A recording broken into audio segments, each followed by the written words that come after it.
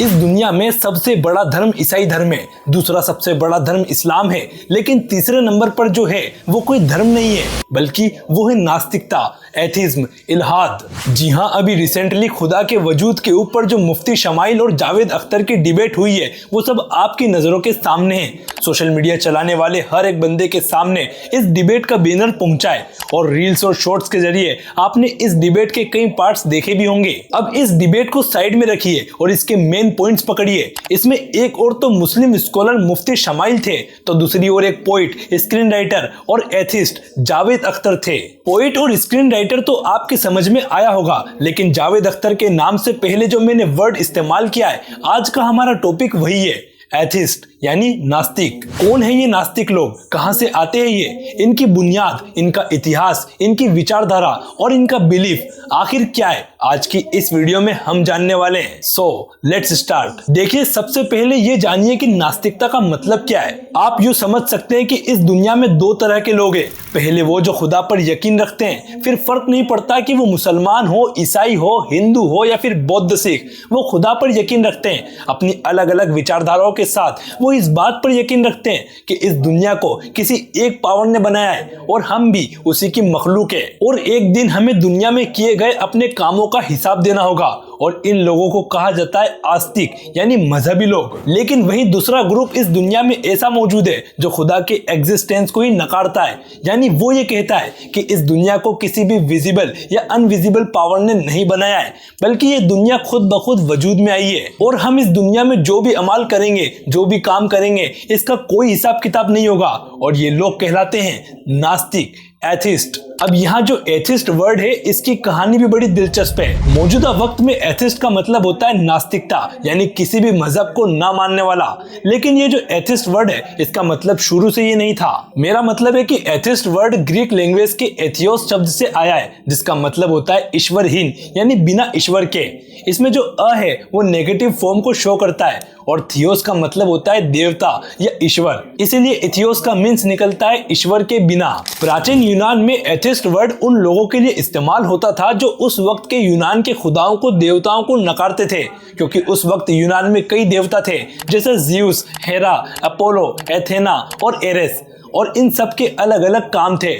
और जो इंसान ग्रीस सोसाइटी में इन देवताओं को नकारता था या इनका मजाक बनाता था तो उसे एथिस्ट कहा जाता था, यानी देवताओं को न मानने वाला। इवन जब यूरोप में ईसाई मजहब की शुरुआत हुई थी तो रोमन्स लोगों ने शुरुआती ईसाइयों को भी एथिस्ट कहा था। जी हाँ, शुरुआती ईसाइयों को भी एथिस्ट कहा था, क्योंकि वो लोग उनके खुदाओं पर यकीन नहीं करते थे। प्राचीन ग्रीस की तरह ही प्राचीन भारत में भी नास्तिकता की सोच ने जन्म लिया था और भारत में चारचाक दर्शन नामी एक मूवमेंट ने खुदा के एग्जिस्टेंस को नकारा था। ये भी ईसा मसीह से 600 या 800 साल पहले का दौर था, जब चारवाक लोगों ने ईश्वर के अस्तित्व, वेदों की प्रामाणिकता और आत्मा, कर्म, स्वर्ग और नर्क जैसी विचारधाराओं को नकार दिया था। और ये लोग डायरेक्ट पर्सपेक्शन यानी प्रत्यक्ष प्रमाण पर जो हमें दिखेगा हम उसी को मानेंगे, इस विचारधारा पर बिलीफ रखते थे।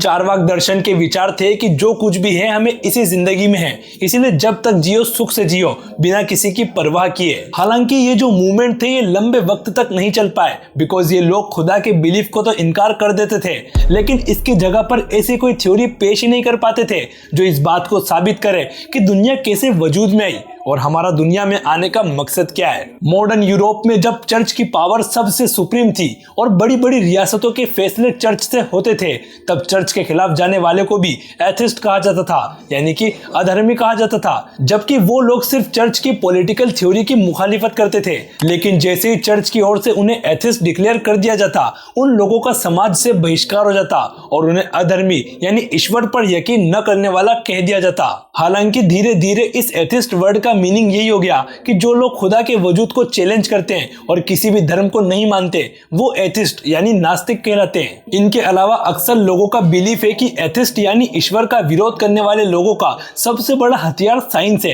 क्योंकि हम सब ने कॉमनली कहीं ना कहीं ये सुना है कि साइंस और मजहब एक दूसरे की मुखालिफत करते हैं। इसीलिए एथिस्ट लोगों का मजहबों को एक्सपोज करने के लिए सबसे बड़ा हथियार साइंस ही है। मगर दोस्तों, साइंस ने इस बात को तो प्रमाणित कर दिया है कि हम लोग कैसे जी रहे हैं, ये दुनिया तरीके से चल रही है और दुनिया में जो कुछ भी मौजूद है वो किस तरह काम कर रहा है। लेकिन साइंस ने आज तक खुदा के वजूद को भी नहीं नकारा है। न साइंस के पास ऐसी कोई दलील या ऑथेंटिक सोर्स है जिनके बेस पर खुदा के वजूद को या सुप्रीम पावर की थ्योरी को नकारा जा सकता है। कहने का मतलब ये है कि जिस इंसान को मजहब से अपने सवालों के जवाब नहीं मिलते वो मजहब पर यकीन करना बंद कर देता है, और जिस तरह मजहबों में खुदा के एग्जिस्टेंस को माना जाता है वो इंसान इस थ्योरी को भी नकार देता है। लेकिन वो इनको काउंटर करने के लिए कोई दूसरी थ्योरी या कोई दूसरी दलील पेश नहीं कर पाता जो इन्हें रिप्लेस कर सके या खुदा के वजूद को नकार सके। यानी वो जिस एथिज्म यानी नास्तिकता का प्रचार करता है उस नास्तिकता के पास इन सवालों के जवाब ही नहीं है कि ये दुनिया किसने बनाई और हमारा इस दुनिया में आने का मकसद क्या है। यानी कुल मिलाकर दोस्तों एथिज्म मजहबों की मुखालिफत करने वाला एक ग्रुप जरूर है, मगर उसके पास भी इनफ सोर्स नहीं है, इनफ थ्योरी नहीं है जो खुदा के वजूद को चैलेंज कर सके। और ये लोग सिर्फ अपने खोखले दावों और घूमती फिरती बातों से ये क्लेम करते हैं कि दुनिया में कोई भी खुदा, कोई भी सुप्रीम पावर नहीं है और ये दुनिया बस ऐसे ही चल रही है और हमारा इस दुनिया में आने का मकसद भी कुछ नहीं है। और यही वजह है दोस्तों कि इतिहास में जब जब भी नास्तिकता की विचारधारा ने जन्म लिया है तब तब वो लंबे वक्त तक सरवाइव नहीं कर पाई, क्योंकि इन्हीं के पास इन्हीं के सवालों के जवाब नहीं है। और लोग नास्तिकता को इजीली इसलिए फॉलो कर लेते हैं क्योंकि नास्तिक बनने के बाद आपके ऊपर कोई लिमिटेशन नहीं होती, कोई रूल्स लागू नहीं होते जो कि एक मजहबी इंसान पर लागू होते हैं। इसीलिए नास्तिक एक आजादी के इल्यूजन में जीते हैं जिसमें इन्हें फील होता है कि जिंदगी सिर्फ यही है, इसलिए इसे अपनी मर्जी से जियो। और नास्तिकता में इनके ऊपर अपने अमालों का, अपने किए गए गलत सही कामों का जवाब देने का भी कोई प्रेशर नहीं होता, क्योंकि ये इन थ्योरीज पर बिलीव करना ही बंद कर देते हैं। खैर ये थी मेरी कोशिश सिंपल वर्ड्स में नास्तिकता यानी एथिज्म को एक्सप्लेन करने की। अगर आपको वीडियो नॉलेजेबल लगी हो तो वीडियो को लाइक और ऐसी और वीडियोस के लिए चैनल को सब्सक्राइब जरूर करें।